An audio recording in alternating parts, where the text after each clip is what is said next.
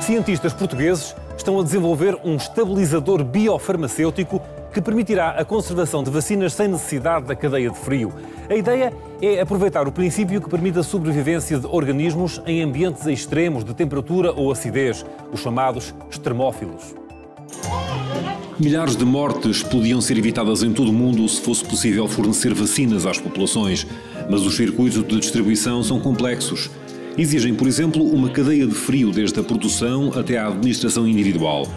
Mas existem na natureza organismos que suportam condições extremas de temperatura.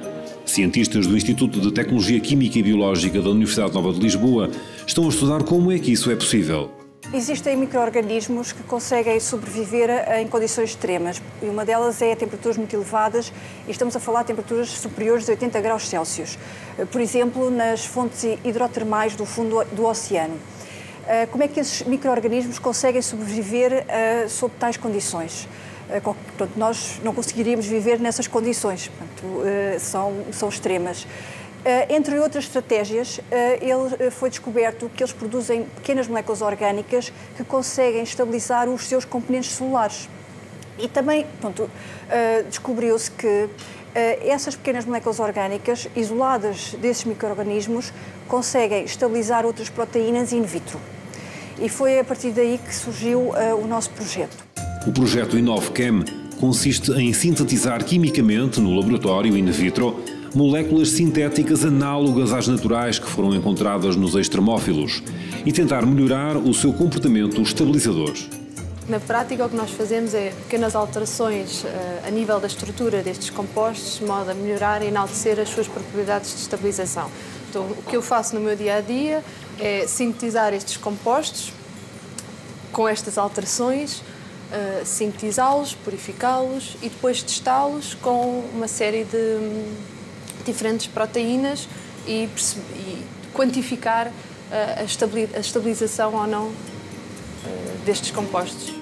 Eva Lourenço está a fazer o doutoramento integrada nesta equipa, que conta ainda com Christopher Maycock e Helena Santos. Uma molécula inicial vai sendo sujeita a sucessivas reações químicas até se obter a molécula bioestabilizadora. Os testes são feitos utilizando uma metodologia que é o termofluor, onde o que nós fazemos é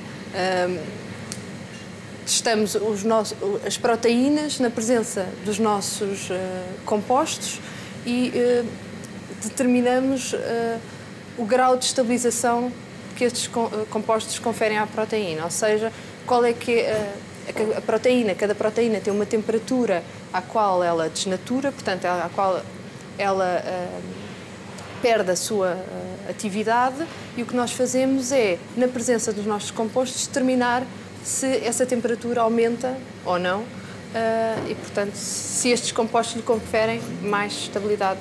A possibilidade de transferir para a sociedade o conhecimento produzido nos laboratórios está também presente no projeto InoveChem. Fomos ver que moléculas com importância para a sociedade, nomeadamente para a indústria farmacêutica, são instáveis, sofrem de problemas de estabilidade e que nós poderíamos, adicionando estas moléculas, estabilizá-las. E um exemplo que penso que a maioria das pessoas conhece são as vacinas. Portanto, a maioria das vacinas tem que ser conservada entre 2 e 8 graus Celsius, porque senão degrada-se. E quando depois se isso acontecer, depois quando são administradas ao paciente, perdem a sua atividade farmacológica e inclusive podem produzir efeitos adversos. Portanto, perdem a sua segurança também. E vimos que, além das vacinas, há uma classe maior de medicamentos que sofrem do mesmo problema, nos quais as vacinas estão incluídas, que são os biofarmacêuticos.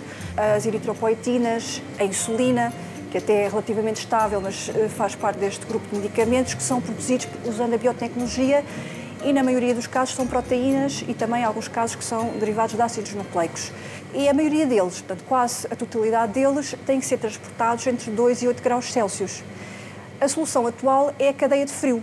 Portanto, contentores, portanto, a cadeia de frio é um processo complexo que tem que assegurar desde a sua produção, de um determinado biofarmacêutico até a administração do paciente, seja em que parte do globo for, tem que ter sempre conservado entre 2 e 8 graus Celsius, senão corre o risco desse lote ter que ser rejeitado ou então não fazer efeito nas pessoas que o vão tomar.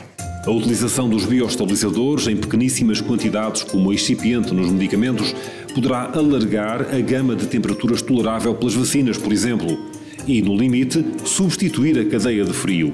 Este potencial conduziu à ideia de criar uma empresa para comercializar o produto. Esse processo está em marcha.